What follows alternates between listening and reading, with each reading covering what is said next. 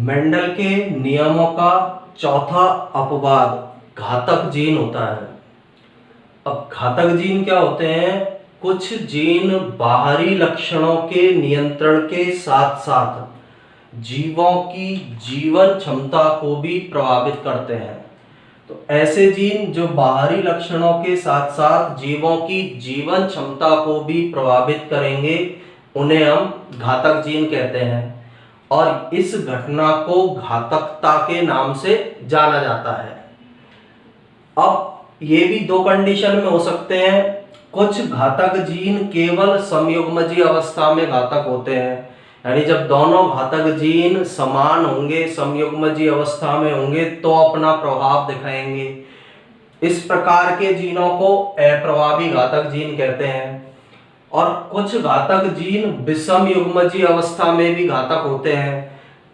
इस प्रकार के जीनों को हम प्रभावी घातक जीन कहते हैं। अब इसका मतलब ये है, जैसे एक जीन है ए, ये केवल समयुग्मजीय अवस्था में जीवन क्षमता को प्रभावित करेगा, तो इस प्रकार का जीन अप्रभावी घातक जीन कहलाएगा। लेकिन यदि जीन है ए स्मॉल ए और इस अवस्था में भी यह जीवन क्षमता को प्रभावित कर रहा है, विषम युग्मजीय अवस्था में भी जीवन क्षमता को प्रभावित कर रहा है, तो इस प्रकार के घातक जीन को हम प्रभावी घातक जीन कहते हैं। अब इसका पहला उदाहरण एक वैज्ञानिक थे एल कुएनोथ।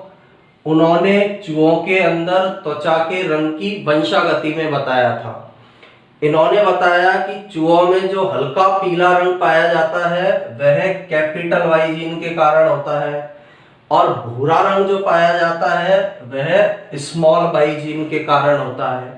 और capital Y gene small Y gene पर प्रभावी होता है, यानी यदि ये कंडीशन है कैपिटल वाई स्मॉल वाई, तो भी चूहे की त्वचा का रंग कैसा होगा? पीला होगा। इसके बाद इन्होंने बताया जब पीले रंग की त्वचा वाले विषम युग्मजीय चूहों के बीच क्रॉस कराया जाता है तो पीले और भूरे चूहे 2:1 में प्राप्त होते हैं, जबकि अनुपात प्राप्त होना चाहिए था हमें मेंडल के नियमों के अनुसार 3:1। लेकिन यहाँ पर पीले और भूरे चूहे 2:1 में प्राप्त होते हैं, यानी 3:1 के स्थान पर यहाँ अनुपात कौन सा प्राप्त हो रहा है? 2:1। क्यों होता है? क्योंकि समयुग्मजीय बाई अवस्था में जब बाई कंडीशन होती है चूहों में, कैपिटल वाई जी होते हैं, तो उस अवस्था में चूहे मर जाते हैं। यानी समयुग्मजीय वाई अवस्था में चूहे मर रहे हैं, यानी ये एक प्रकार का अप्रभावी घातक जीन है। अब इसको हम कैसे दर्शा सकते हैं? जैसे दो चूहे थे जिनका genotype capital Y small Y, दूसरे चूहे का भी कैपिटल वाई स्मॉल वाई। एक नर चूहा पीले रंग का, दूसरा मादा चूहा। इन दोनों के बीच क्रॉस कराया। क्रॉस कराने पर दो प्रकार के युग्मक इसमें दो युग्मक बने, कैपिटल वाई स्मॉल वाई। इसमें भी ये गैमेट बन जाएंगे कैपिटल वाई और स्मॉल वाई। जब ये कैपिटल वाई वाला गैमेट इससे मिला तो कंडीशन आई कैपिटल वाई। ये वाला इससे मिला, कंडीशन आएगी कैपिटल वाई स्मॉल वाई। ये इससे मिलेगा कैपिटल वाई स्मॉल वाई। ये इससे मिलेगा स्मॉल वाई। ये चूहे थे, ये कैसे कलर के होंगे? पीले। ये भी पीले, ये वाले भी पीले, और इन वाले चूहों की त्वचा का रंग कैसा होगा? भूरा होगा, क्योंकि कैपिटल वाई स्मॉल वाई पर प्रभावी है, इसलिए ये भी पीले होंगे, ये भी पीले होंगे। अब ये जो समयुग्मजीय अवस्था है वाई जीन की, यहाँ जब ये समयुग्मजीय अवस्था आ रही है तो इस प्रकार के चूहों की मृत्यु हो जाती है। इसलिए संतानों का अनुपात 3:1 के स्थान पर कितना आता है? 2:1। 2 पीले चूहे प्राप्त हो रहे हैं और एक भूरे रंग का चूहा प्राप्त हो रहा है। होना चाहिए था 3 पीले और 1 भूरा, लेकिन घातक जीन, अप्रभावी घातक जीन बाई की समयुग्मजीय अवस्था में, बाई की जब समयुग्मजीय अवस्था आ रही है तो चूहों की क्या हो रही है? मृत्यु हो रही है। बाई की समयुग्मजी अवस्था में चूहों की मृत्यु हो जाती है। इसलिए अनुपात 3:1 के स्थान पर 2:1 हमें प्राप्त होता है।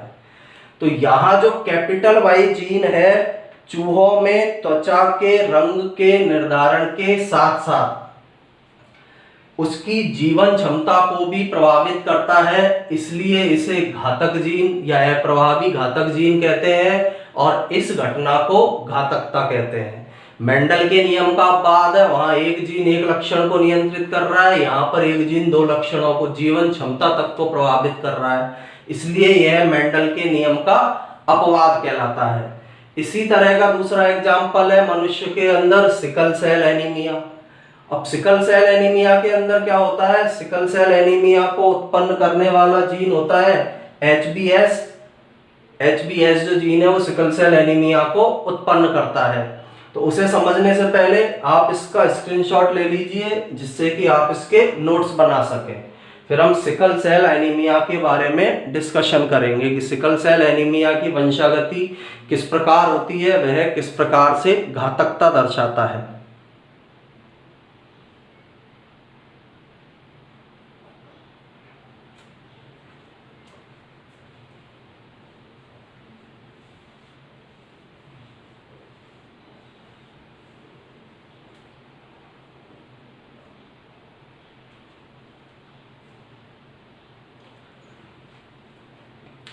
तो सिकल सेल एनीमिया किस प्रकार से अपनी घातकता दर्शाएगा। सिकल सेल एनीमिया जो रोग है उसे उत्पन्न करने वाला जीन है HbS। S का मतलब है सिकल सेल या हीमोग्लोबिन के अणु पर पाया जाता है, इसलिए HbS। जब हम एक ऐसा व्यक्ति जिसमें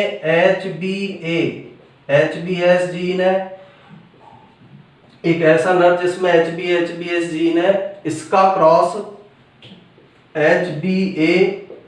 HbS वाली किसके साथ करा देते हैं, मादा से। ये नर है, ये है मादा। इन दोनों के बीच क्रॉस कराया, ये HbS जीन की कौन सी अवस्था है, विषम युग्मजी। विषम युग्मजी नर का क्रॉस या निषेचन विषम युग्मजी मादा के साथ होता है। विषम युग्मजी नर का क्रॉस विषम युग्मजी मादा के साथ हुआ, गैमेट बनेंगे, ये दोनों अलग अलग होंगे, HbA HbS। ये जीन इससे मिलेगा HbA बनेगा, ये इससे मिलेगा HbS बनेगा, ये इससे मिलेगा HbS बनेगा, ये इससे मिलेगा HbS बनेगा। अब HbA नॉर्मल व्यक्ति है, वो जीवित रहेगा। HbS विषम युग्मजी अवस्था है सिकल सेल एनीमिया के जीन की, इसलिए वो जीवित रहेगा। HbS ये भी सिकल सेल एनीमिया के जीन की विषम युग्मजी अवस्था है, इसलिए जीवित रहेगा। लेकिन HbS सिकल सेल एनीमिया के जीन की समयुग्मजी अवस्था होने पर उस बच्चे की या उस व्यक्ति की मृत्यु हो जाती है। यानी यहां भी HbS जीन समयुग्मजी अवस्था में घातक है, तो यह एक प्रकार का अप्रभावी घातक जीन होता है। तो इस प्रकार से घातक जीन जो है वो भी मेंडल के नियम के अपवाद है, क्योंकि HbS ये इसके कारण जब समयुग्मजी अवस्था आई, समयुग्मजी अवस्था में व्यक्ति की मृत्यु हो रही है। इसी तरह चूहों की त्वचा के रंग में भी बाई जीन कलर का निर्धारण कर रहा है, उसके अलावा जीवन क्षमता को प्रभावित कर रहा है। इसलिए इस घातक जीन या घातकता के गुण को हम मेंडल नियम का अपवाद कहते हैं। इसका भी आप स्क्रीनशॉट आप पहले ले चुके हैं, एक बार और इसका स्क्रीनशॉट लेकर इसके नोट्स बना सकते हैं।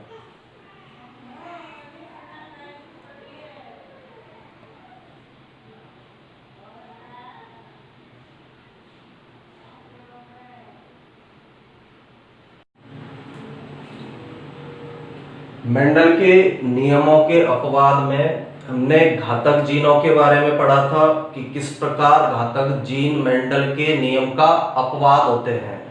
अब इसमें हमारा नेक्स्ट टॉपिक है बहुप्रभाविता, या इसे इंग्लिश में हम प्लियोट्रॉपी कहते हैं। तो बहुप्रभाविता होता क्या है, इसके नाम के अंदर ही इसकी डेफिनेशन है। इसे हम दो पार्ट्स में यदि डिवाइड करें, बहु प्लस प्रभाविता, यानी जब एक जीन एक से अधिक लक्षणों को प्रभावित करता है तो इस प्रकार के जीनों को बहुप्रभावी जीन कहते हैं और इस गुण को बहुप्रभाविता कहा जाता है। सामान्य रूप से कंडीशन है कि एक जीन एक ही लक्षण को प्रभावित करता है, लेकिन इस कंडीशन के अंदर एक जीन एक से अधिक लक्षणों पर अपना प्रभाव दिखाता है। तो ऐसे जीन जो एक से अधिक लक्षणों पर अपना प्रभाव दिखाते हैं बहुप्रभावी जीन कहलाते हैं तथा इस गुण को बहुप्रभाविता या प्लियोट्रॉपी के नाम से जाना जाता है। अब इसके दो तीन मेन एग्जांपल है। एक ड्रोसोफिला के अंदर है, एक मनुष्य में होने वाला सिकल सेल एनीमिया रोग है, एक फिनाइल कीटोन्यूरिया रोग है। पहला एग्जांपल ड्रोसोफिला के अंदर सफेद आंख के लिए एक अप्रभावी जीन होता है जिसे हम W से दर्शाते हैं, स्मॉल w। तो सफेद आंख के निर्धारण के लिए यह अप्रभावी जीन पाया जाएगा। जब यह अप्रभावी जीन समयुग्मजीय अवस्था में होगा, यानी स्मॉल w समयुग्मजीय अवस्था में, इस अवस्था में पाया जाएगा, तो यह ड्रोसोफिला की आंख के रंग के निर्धारण के अलावा पंखों की आकृति का भी निर्धारण करेगा और ड्रोसोफिला के उदर की आकृति को भी प्रभावित करता है। यानी एक जीन तीन लक्षणों को कंट्रोल करता है, सफेद आंख का कंट्रोल करेगा, आंख के रंग का, पंखों की आकृति का कंट्रोल करेगा और उदर की आकृति का। जब ये जीन कौन सी अवस्था में होगा, समयुग्मजीय। इसके प्रभाव से ड्रोसोफिला की आंखों का रंग सफेद होगा, पंख उसमें अवशेषी प्रकार के पाए जाएंगे और उसका उदर वाला भाग कुंडलित होता है। तो यहाँ ड्रोसोफिला में एक जीन के द्वारा एक से अधिक लक्षणों को प्रभावित किया जा रहा है, इसलिए ये प्लियोट्रॉपी या बहुप्रभाविता का एग्जाम्पल है। सेकंड एग्जाम्पल जो इसका होता है, मनुष्य के अंदर सिकल सेल एनीमिया रोग। सिकल सेल एनीमिया भी अप्रभावी जीन के कारण उत्पन्न रोग है। इसका जो जीन है उसे हम HbS से रिप्रेजेंट करते हैं। S का मतलब है सिकल सेल, हीमोग्लोबिन के अणु पर मिलता है ये, इसलिए इसको हमने HbS से रिप्रेजेंट किया है। जब ये जीन उपस्थित है, समयुग्मजीय अवस्था में उपस्थित होगा तो ये होगा, जीन उपस्थित है तो असामान्य हीमोग्लोबिन का निर्माण होता है। यानी एक कंडीशन है हमारे पास HbA HbS। HbA जीन है सामान्य जीन, HbS जो जीन है वो सिकल सेल एनीमिया का जीन है। तो जब ये जीन उपस्थित होगा असामान्य हीमोग्लोबिन बनेगा। असामान्य हीमोग्लोबिन जो बनेगा उसके कारण आरबीसी का आकार हंसियाकार इस तरह का आकार हो जाता है। सामान्य रूप से आरबीसी का आकार इस तरह का है, लेकिन इसके प्रभाव के कारण आरबीसी का आकार हंसियाकार हो जाता है, जिसके कारण उस व्यक्ति में रक्त की कमी आ जाती है, यानी एनीमिया उसके अंदर उत्पन्न होगा। अब ये कंडीशन जब आएगी, HbA HbS है, असामान्य हीमोग्लोबिन बना, आरबीसी का आकार हंसियाकार हुआ और उसके कारण व्यक्ति में रक्त की कमी आ गई, जिसे हम एनीमिया कहते हैं। जब यह जीन HbS समयुग्मजीय अवस्था में है, यानी ये कंडीशन पाई जा रही है, सिकल सेल एनीमिया का जीन समयुग्मजीय अवस्था में पाया जा रहा है, तो ऐसे व्यक्ति की बचपन में मृत्यु हो जाती है, क्योंकि उसके अंदर बहुत ज्यादा रक्त की कमी होगी और रक्त की कमी जब बहुत ज्यादा हो जाती है तो समयुग्मजीय HbS वाले व्यक्तियों की बचपन के अंदर मृत्यु हो जाती है। लेकिन यदि यह जीन विषमयुग्मजीय अवस्था में है, HbA HbS अवस्था में ये पाया जा रहा है, तो इस प्रकार के व्यक्ति इस रोग के, सिकल सेल एनीमिया के वाहक होते हैं, उनकी मृत्यु नहीं होती है और वो एनीमिया से या रक्त की कमी से पीड़ित होते हैं। तो इस सिकल सेल एनीमिया वाला जीन है, यहाँ पर भी यह एक जीन एक से अधिक लक्षणों पर अपना प्रभाव दिखा रहा है। ये लक्षण इसमें क्या दिखाई दे रहे हैं, असामान्य हीमोग्लोबिन का निर्माण। दूसरा लक्षण क्या दिखाई दे रहा है, आरबीसी का आकार हसियाकार करना। तीसरा लक्षण उस व्यक्ति के अंदर एनीमिया होना। चौथा लक्षण यदि संयुग्मजी है तो बचपन में उसकी मृत्यु हो जाना। तो इस जीन के द्वारा भी एक से अधिक लक्षणों पर अपना प्रभाव दिखाया जा रहा है, इसलिए ये बहुप्रभाविता या प्लियोट्रॉपी का एग्जाम्पल होता है। अब जो सिकल सेल एनीमिया के वाहक व्यक्ति हैं, यानी जिनके अंदर ये कंडीशन पाई जा रही है HbA HbS, उनके अंदर एक विशेष गुण पाया जाता है कि इस प्रकार के वाहक या विषम युग्मजी व्यक्तियों को मलेरिया रोग नहीं होता है। इन व्यक्तियों के अंदर मलेरिया रोग उत्पन्न नहीं होगा। अब इसका कारण क्या है, मलेरिया का परजीवी जब इनके रक्त में जाएगा तो हसियाकार आरबीसी है, दात्राकार आरबीसी है, सिकल सेल आरबीसी है, तो हसियाकार आरबीसी से उसको पोषण प्राप्त नहीं होगा और उस मलेरिया के परजीवी प्लाज्मोडियम की डेथ हो जाती है। तो ये सिकल सेल एनीमिया के वाहक व्यक्ति में पाया जाने वाला एक गुण है कि इस प्रकार के व्यक्ति जिनके अंदर सिकल सेल एनीमिया रोग वाहक के रूप में उपस्थित है, या सिकल सेल एनीमिया का जीन विषम युग्मजी अवस्था में है, या जो सिकल सेल एनीमिया के वाहक है, उनके अंदर मलेरिया रोग उत्पन्न नहीं होता है। तो सेकंड एग्जांपल है बहुप्रभाविता या प्लियोट्रॉपी का। थर्ड एग्जांपल एक डिजीज होती है मनुष्य के अंदर, फिनाइल कीटोन्यूरिया, या इसे ही PKU के नाम से जाना जाता है, फिनाइल कीटोन्यूरिया। अब इस रोग में क्या है, सामान्य स्थिति में फिनाइल एलेनिन हमारे शरीर में एक अमीनो अम्ल पाया जा रहा है, उसको फिनाइल एलेनिन हाइड्रोक्सिलेज एंजाइम बदलता है टायरोसिन में। टायरोसिन को टायरोसिन हाइड्रोक्सिलेज एंजाइम बदलता है डाई हाइड्रोक्सी फिनाइल एलेनिन के अंदर, यानी इस टायरोसिन को इसमें बदलने का काम करता है टायरोसिन हाइड्रोक्सिलेज एंजाइम। अब टायरोसिन डाई हाइड्रोक्सिलेज एंजाइम के द्वारा इसका निर्माण किया जाएगा। इसके बाद डाई हाइड्रोक्सी फिनाइल एलेनिन, इसी को हम शॉर्ट में बोलते हैं DOPA।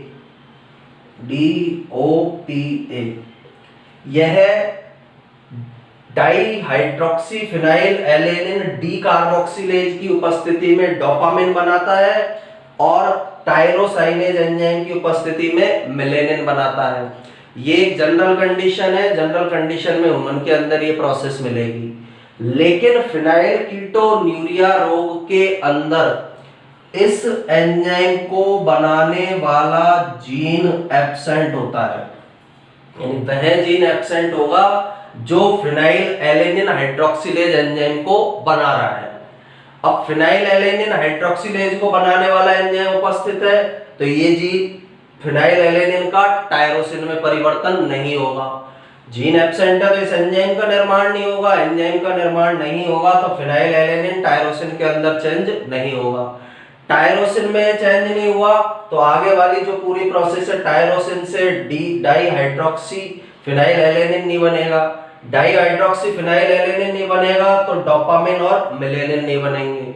अब डोपामिन जब शरीर के अंदर नहीं बनेगा तो मस्तिष्क से संबंधित कुछ विकार उत्पन्न होते हैं, ब्रेन का रिटार्डेशन हो जाता है, ब्रेन या मस्तिष्क सही प्रकार से कार्य नहीं कर पाएगा।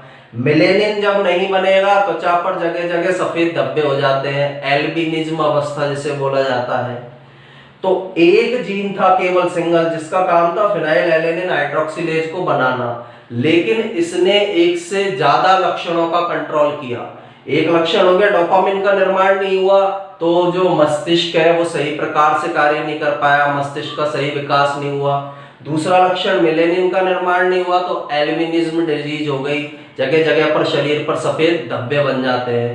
तो एक जीन के द्वारा एक से अधिक लक्षणों पर प्रभाव दिखाया जा रहा है फिनाइल कीटोन्यूरिया में, तो यह भी बहुप्रभाविता या प्लियोट्रॉपी का एग्जाम्पल होता है। अब इसके अंदर क्या है, अपवाद क्यों है, क्योंकि मेंडल ने बताया था कि एक कारक या जीन एक लक्षण को नियंत्रित करता है, जबकि यहाँ पर एक जीन एक से अधिक लक्षणों को कंट्रोल करने का काम करता है, इसलिए यह मेंडल के नियम का अपवाद होता है।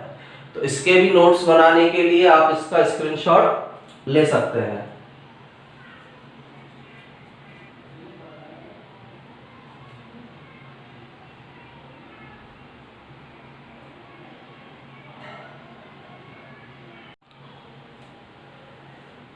मेंडल के नियमों के अपवाद में हमारा लास्ट टॉपिक है बहुजीनी या मात्रात्मक वंशागति। अब बहुजीनी या मात्रात्मक वंशागति क्या होती है? जब किसी लक्षण का नियंत्रण अनेक अलग अलग प्रकार के जीनों के द्वारा होता है तो इसे हम बहुजीनी या मात्रात्मक वंशागति कहते हैं। यानी कोई एक लक्षण है लेकिन अलग अलग जीनों के द्वारा उस लक्षण का नियंत्रण किया जा रहा है तो इसे बहुजीनी वंशागति के नाम से जाना जाता है। सामान्य रूप से मेंडल के अनुसार एक लक्षण का नियंत्रण एक जीन करता है, लेकिन यहाँ पर एक लक्षण का नियंत्रण अनेक जीनों के द्वारा किया जाता है, इसलिए यह मेंडल नियम के अपवाद के अंतर्गत आता है। तो परिभाषा इसकी क्या है? जब कोई लक्षण का नियंत्रण अनेक अलग अलग प्रकार के जीनों से होता है तो इसे बहुजीनी वंशागति कहते हैं। अब इसका एक सबसे पहला हमारा एग्जाम्पल है गेहूं में दाने का रंग। यानी गेहूं जो है उसके दाने का रंग अलग अलग प्रकार का होता है, लाल, सफेद, गहरा गुलाबी, गुलाबी, हल्का गुलाबी। लक्षण एक ही है लेकिन अलग अलग जो दाने का रंग पाया जा रहा है उनको कंट्रोल करने का कार्य अनेक जीनों के ग्रुप के द्वारा किया जाएगा। अनेक जीनों का समूह गेहूं के दाने के रंग का निर्धारण करता है। अनेक जीनों के संयुक्त प्रभाव से गेहूं के दाने के रंग का निर्धारण होता है। अब इसको हम एक क्रॉस से समझते हैं। हमने सबसे पहले पेरेंटल जनरेशन में या पी जनरेशन के अंदर लाल गेहूं का क्रॉस कराया सफेद गेहूं के साथ। इन दोनों के क्रॉस से हमें कौन सी जनरेशन प्राप्त होगी? F1 generation. F1 जनरेशन में हमें गुलाबी रंग के पौधे प्राप्त हुए, गुलाबी रंग के गेहूं वाले पौधे प्राप्त हुए। यानी यहाँ पर अपूर्ण प्रभाविता पाई जा रही है। जो हम पहले पढ़ चुके हैं अपूर्ण प्रभाविता, वो यहाँ पर प्रदर्शित होगी क्योंकि ना तो लाल रंग ने अपना प्रभाव दिखाया है ना सफेद। दोनों ने मिक्स होकर या दोनों ने अपना अपना प्रभाव दिखाया है। लाल नहीं आया ना सफेद आया, गेहूं का रंग गुलाबी आया है। तो इससे हमें क्या पता चलता है कि यहाँ क्या पाई जा रही है? अपूर्ण प्रभाविता पाई जाती है। अब इसके बाद क्या होगा? जो F1 जनरेशन के पौधे हैं इनके अंदर हमने स्व परागण कराया, सेल्फ पॉलिनेशन इन पौधों में कराया। सेल्फ पॉलिनेशन कराने पर हमारे पास कौन सी पीढ़ी प्राप्त होती है? F2 generation. अब इसमें से गैमेट्स कैसे बनेंगे? गैमेट्स के बारे में पहले बता चुका हूं। एक फॉर्मूला होता है n की पावर 2। गैमेट्स का निर्माण का फॉर्मूला क्या है? n की पावर 2। n का मतलब होता है जो हमारे पास जीन प्रारूप है वो कितने स्थानों से विषम युग्मजीय है। तो यहाँ ये 1 और 1 दो स्थानों से विषम युग्मजीय है। 2 की पावर 2 बराबर क्या हो जाएगा? 4 युग्मक या 4 गैमेट्स का निर्माण यहाँ होगा। पहला गैमेट होगा R1 R2, दूसरा गैमेट होगा R1 स्मॉल r2, तीसरा gamete small r1 capital R2, चौथा gamete small r1 small r2। स्व परागण करा रहे हैं हम यहाँ पर, इसलिए यहाँ पर जो मेल गैमेट होगा वही फीमेल गैमेट होगा क्योंकि इसमें हम सेल्फ पॉलिनेशन या सेल्फ क्रॉस कराने का काम कर रहे हैं। अब 4 गैमेट हमें यहाँ मिले, 4 मेल है 4 फीमेल है।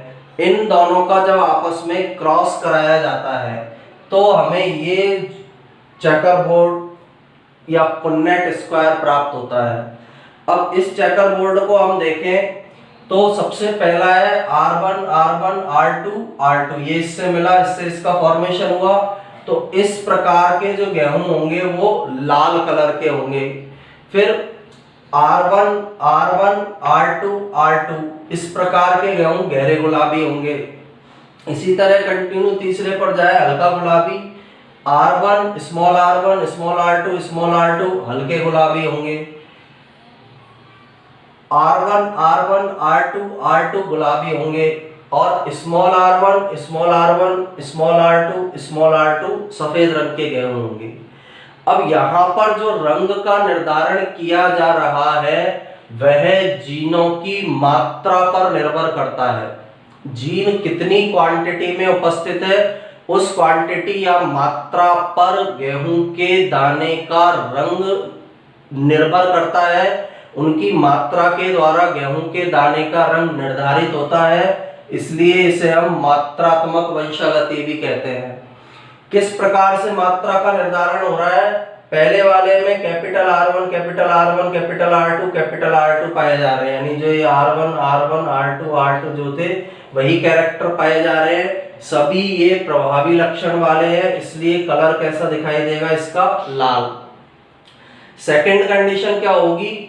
जिस भी जीनोटाइप में एक दूसरा R, स्मॉल r अटैच हो जाएगा वहां पर गेहूं के दाने का रंग गहरा गुलाबी दिखेगा। यानी एक R1 या R2 की कमी होने पर, एक R1 जीन कम हो या R2 जीन कम हो तो गहरे गुलाबी रंग का गेहूं होगा, गेहूं का दाना होगा। जैसे यहाँ पर स्मॉल r2 है, एक R2 जीन कम हुआ कैपिटल R2 तो गहरा गुलाबी हो गया। यहाँ पर एक कैपिटल R1 जीन कम हुआ, उसकी जगह स्मॉल r1 आया तो गहरा गुलाबी हो गया। यहाँ पर एक कैपिटल R2 जीन कम हुआ तो कलर गहरा गुलाबी हो गया। यहाँ पर भी एक कैपिटल R1 कम हुआ तो गहरा गुलाबी हो गया। तो इस तरह से जहां भी जिस भी जगह पर एक R1 या R2 जीन कम होगा, इनकी कमी होगी तो उस दाने का रंग कैसा दिखाई देता है? गहरा गुलाबी। एक R1 या R2 के कम होने पर गहरा गुलाबी रंग का दाना हमें गेहूं का प्राप्त होता है। सेकंड कंडीशन, जब दो R1 या R2 कम हो जाते हैं तो गेहूं के दाने का रंग कैसा दिखाई देगा? गुलाबी। इसको यहां समझिए, यहाँ दो R1 R2 आ गए स्मॉल, यानी दो कम हो गए तो गुलाबी कलर है। यहाँ पर दो कम हो गए तो गुलाबी कलर है। यहाँ पर दो कम हो गए, कैपिटल दो कम हो गए ना, कैपिटल R दो कम हो गए, चाहे R1 हो चाहे R2 तो गुलाबी कलर है।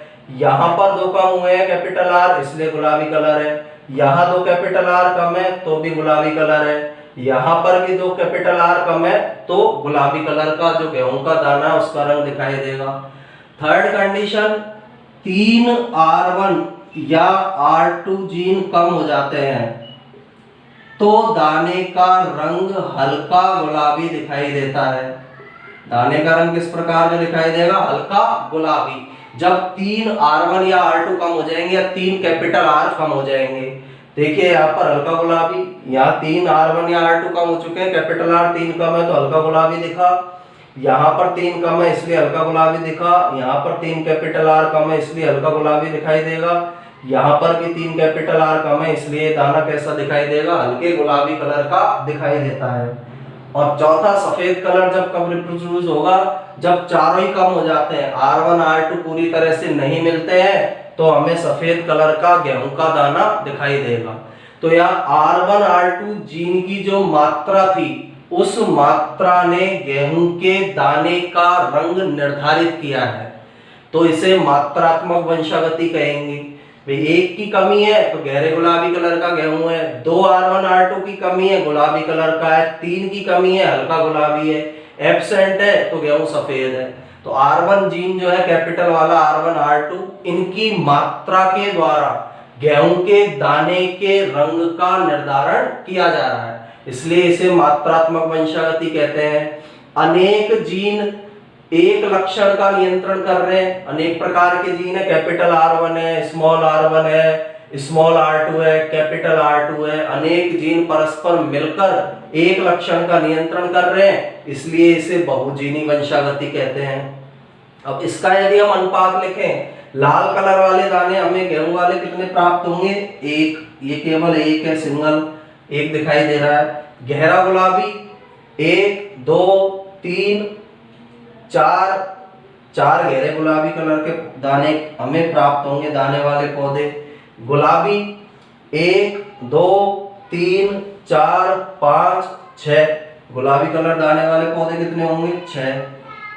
हल्के गुलाबी कलर वाले, हल्का गुलाबी फर्स्ट 1 2 3 और 4, हल्का गुलाबी जो दाना गेहूं का होगा उस वाले पौधे 4 होंगे और सफेद रंग के गेहूं के दाने वाले पौधे 1 होंगे। तो यहाँ अनुपात प्राप्त होता है 1:4:6:4:1। इस रेशो में हमें F2PD के अंदर पौधे प्राप्त होंगे। तो इस प्रकार से यहाँ एक लक्षण का नियंत्रण अनेक अलग अलग प्रकार के जीन करते हैं, इसलिए इसे बहुजीनी वंशागति बोला है।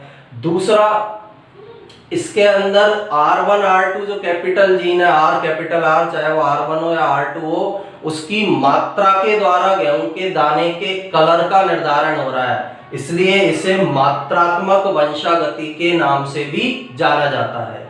तो इसका स्क्रीनशॉट लेकर आप इसके नोट्स बना सकते हैं। इसके बाद हम इसके सेकंड एग्जाम्पल का अध्ययन करेंगे।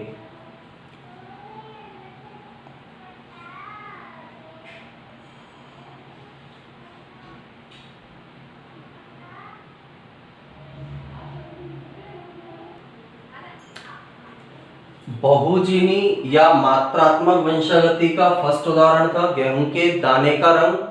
अब सेकंड एग्जाम्पल इसका होता है मनुष्य के अंदर पाए जाने वाली जो स्किन है उसका कलर। हम सभी जानते हैं अलग अलग कलर की स्किन मनुष्य के अंदर पाई जाती है। एक बहुत ज्यादा डार्क स्किन वाले जो लोग होते हैं उन्हें हम बोलते हैं निग्रो। सेकंड, बहुत ज्यादा लाइट स्किन वाले जो लोग होते हैं वो यूरोपियन लोग होते हैं।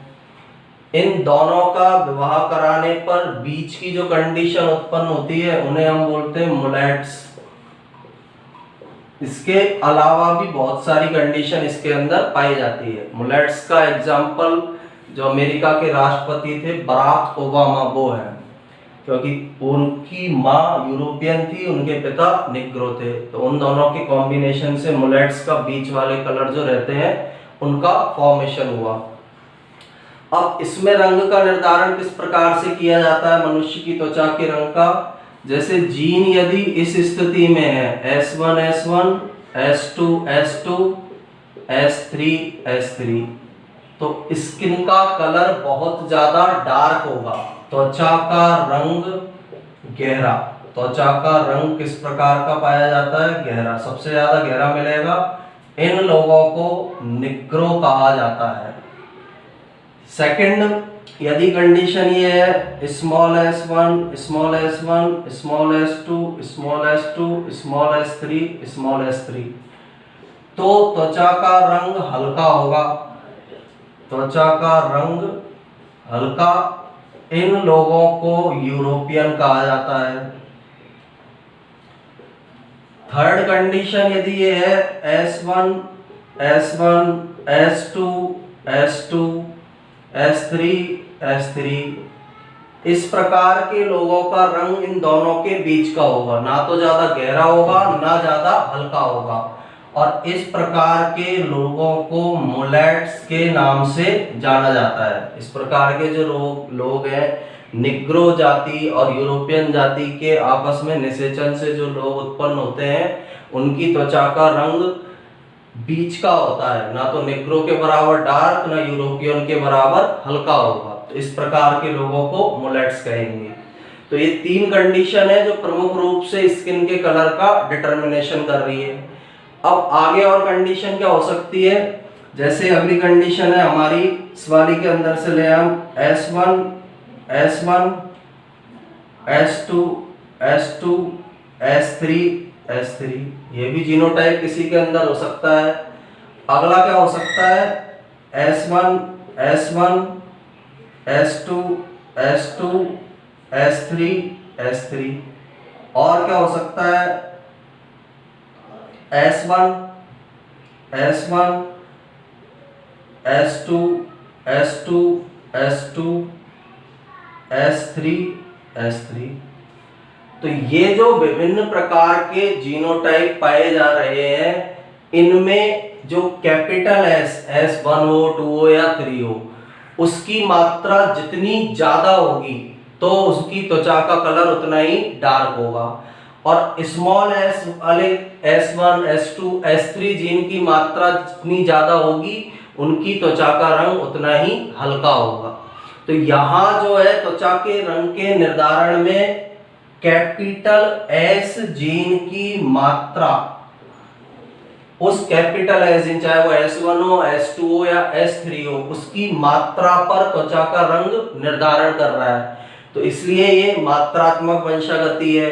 अनेक जीनों के द्वारा S1, S2, S3, small S1, small S2, small S3, इनके द्वारा इन त्वचा के रंग का निर्धारण किया जा रहा है, इसलिए इसे बहुजीनी वंशागति कहते हैं। और ये भी मेंडल नियम का अपवाद क्यों है वो मैं पहले बता चुका हूं। एक लक्षण का नियंत्रण अनेक अलग अलग प्रकार के जीन कर रहे हैं, जबकि मेंडल के नियम के अनुसार क्या था, एक लक्षण का नियंत्रण केवल एक जीन करता है। तो ये त्वचा के रंग का निर्धारण करने वाले जीन है। जितनी ज्यादा S1 कैपिटल S वाले जीन की मात्रा अधिक होगी, कैपिटल S जितने अधिक होंगे, चाहे वो S1 हो, S2 हो या S3 हो, त्वचा का रंग उतना ही गहरा होगा। और स्मॉल s जितने अधिक होंगे, चाहे वो स्मॉल S1 हो, S2 हो या S3 हो, त्वचा का रंग उतना ही हल्का होगा। तो यह मात्रा पे डिपेंड करता है किस प्रकार की मात्रा कैपिटल एस जीन की पाई जा रही है, स्मॉल एस जीन की पाई जा रही है, और उसके अनुसार मनुष्य के अंदर त्वचा के रंग का निर्धारण किया जाता है।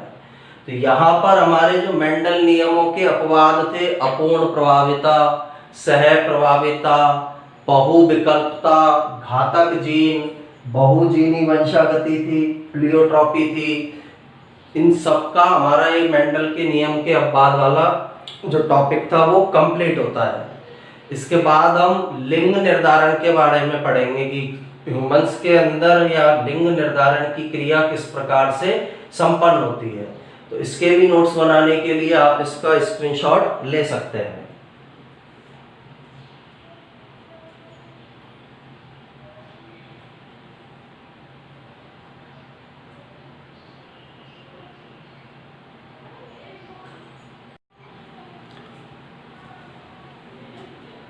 जेनेटिक्स में हमारा नेक्स्ट टॉपिक है मानव के अंदर लिंग निर्धारण। अब लिंग निर्धारण के अंदर होता क्या है, दो प्रकार के गुणसूत्र जीवों के अंदर पाए जाते हैं। ऐसे गुणसूत्र जो लिंग का निर्धारण करेंगे, यानी होने वाली संतान नर होगा या मादा होगी, उन लिंग के निर्धारण करने वाले गुणसूत्र को बोला जाता है लिंगीय गुणसूत्र। और ऐसे गुणसूत्र जो लिंग का निर्धारण नहीं करते हैं बल्कि शरीर के निर्माण में सहायक करते हैं, जो लिंग का निर्धारण नहीं करेंगे, उन गुणसूत्रों को बोला जाता है अलिंगीय गुणसूत्र। तो ये ऐसे गुणसूत्र है जो लिंग का निर्धारण नहीं करते हैं। दो प्रकार के गुणसूत्र होते हैं, लिंगीय गुणसूत्र और दूसरे वाले अलिंगीय गुणसूत्र। अलिंगीय गुणसूत्र को हम ऑटोसोम बोलते हैं, लिंगीय गुणसूत्र को एलोसोम बोल सकते हैं। अब जीवों में लिंग निर्धारण विशेष रूप से निम्न प्रकार का पाया जाता है। पहला इसके अंदर हो सकता है नर विषम युग्मकी और मादा समयुग्मकी प्रकार का लिंग निर्धारण। दूसरा हो सकता है मादा विषम युग्मकी, मादा विषम युग्मकी और नर समयुग्मकी, यानी एक दूसरे के अपोजिट। अब नर विषम युग्मकी का मतलब है जिसमें जो लिंग गुणसूत्र मिल रहे हैं वो दोनों के युग्मक एक दूसरे से क्या होंगे, अलग अलग होंगे।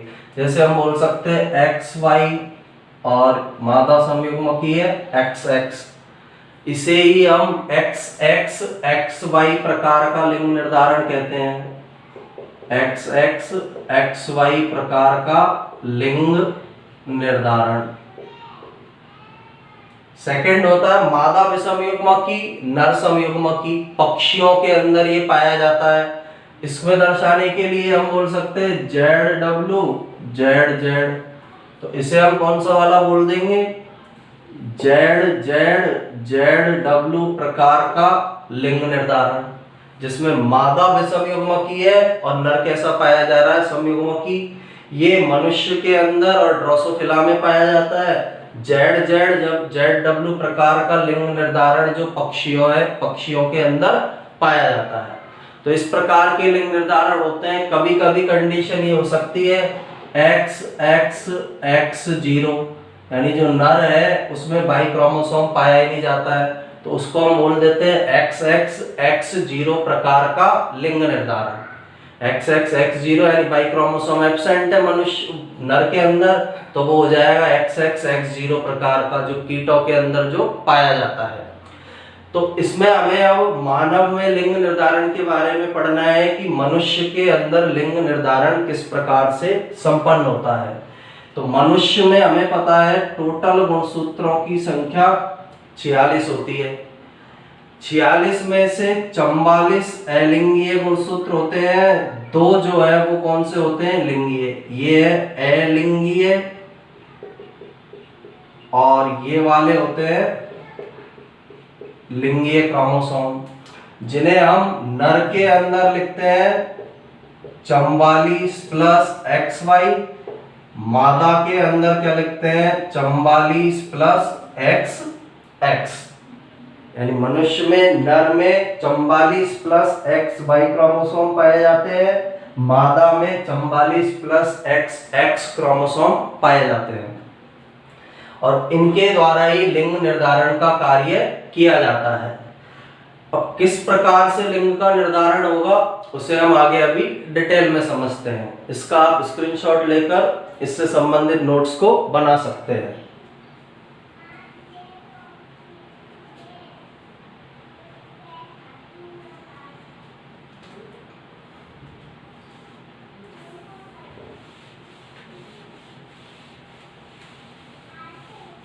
तो देखिए कि मनुष्य में किस प्रकार से लिंग निर्धारण होगा।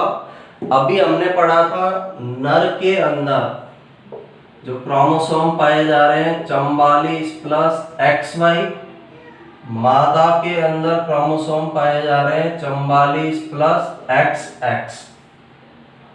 ये अलिंगीय गुणसूत्र, ये लिंगीय गुणसूत्र, ऑटोसोम एलोसोम, ऑटोसोम एलोसोम, अलिंगीय गुणसूत्र और लिंगीय गुणसूत्र। जब नर में युग्मक का निर्माण होगा, तो युग्मक निर्माण में हमें पता है कौन सा विभाजन होता है, अर्धसूत्री विभाजन। तो अर्धसूत्री विभाजन होगा, गैमेट्स बनेंगे, आधी रह जाएगी गुणसूत्रों की संख्या। 44 का आधा 22, XY में से क्या आ जाएगा X, एक गैमेट ये बना। इधर कौन सा गैमेट बन जाता है 22 प्लस Y। इसी तरह मादा में भी जब युग्मक का निर्माण होगा, अर्धसूत्री विभाजन होगा, तो यहाँ पर जो युग्मक है वो बनते हैं 22 प्लस X और 22 प्लस X। नर के जो युग्मक है उन्हें हम बोलते हैं शुक्राणु, शुक्राणु के अंदर रहेंगे, और मादा के जो युग्मक है उन्हें बोला जाता है अंडाणु। तो अर्धसूत्री विभाजन हुआ, नर मादा में युग्मक या गैमेट्स का निर्माण हुआ, शुक्राणु और अंडाणु बने। अब यदि नर का यह 22 प्लस X वाला शुक्राणु मादा के इस अंडाणु से मिलता है, तो कंडीशन आती है 44 प्लस XX। ये वाला युग्मक या शुक्राणु इस अंडाणु से मिलता है, तो कंडीशन आएगी 44 प्लस XX। ये वाला शुक्राणु इससे मिला 44 प्लस XY, ये वाला इससे मिला 44 प्लस XY। शुक्राणु जो अंडाणु से मिलेंगे द्विगुणित अवस्था युग्मनज बनेगा, युग्मनज बनेगा, द्विगुणित अवस्था जब प्राप्त होगी तो 44 plus XX XX XY XY ये कंडीशन आ जाती है। अब 44 प्लस XX है, इसका मतलब होने वाली संतान होगी पुत्री। 44 प्लस XX सेम है, होने वाली संतान पुत्री। 44 प्लस XY है, होने वाली संतान पुत्र। 44 प्लस XY है, होने वाली संतान होगी पुत्र। तो इस प्रकार से मनुष्य के अंदर लिंग निर्धारण की क्रिया संपन्न होती है। इस तरह से मनुष्य में लिंग निर्धारण किया जाता है। अब यहाँ पर जो लिंग निर्धारण हम देख रहे हैं यह किस पर निर्भर करता है?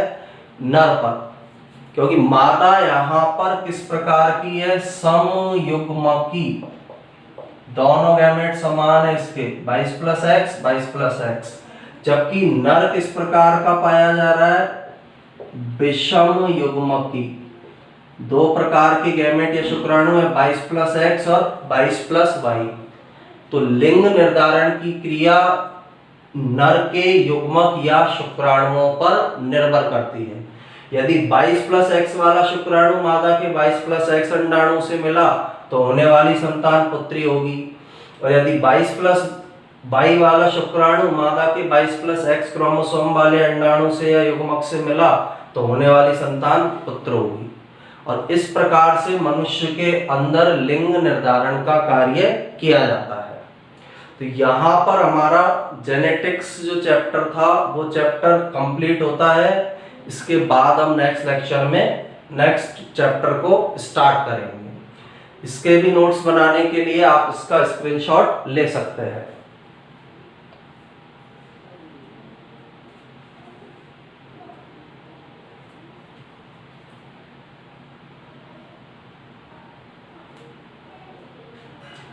और यदि इस चैप्टर से संबंधित किसी को कोई डाउट हो, कोई क्वेश्चन पूछना हो, तो वो कमेंट बॉक्स में अपने डाउट को क्लियर कर सकता है।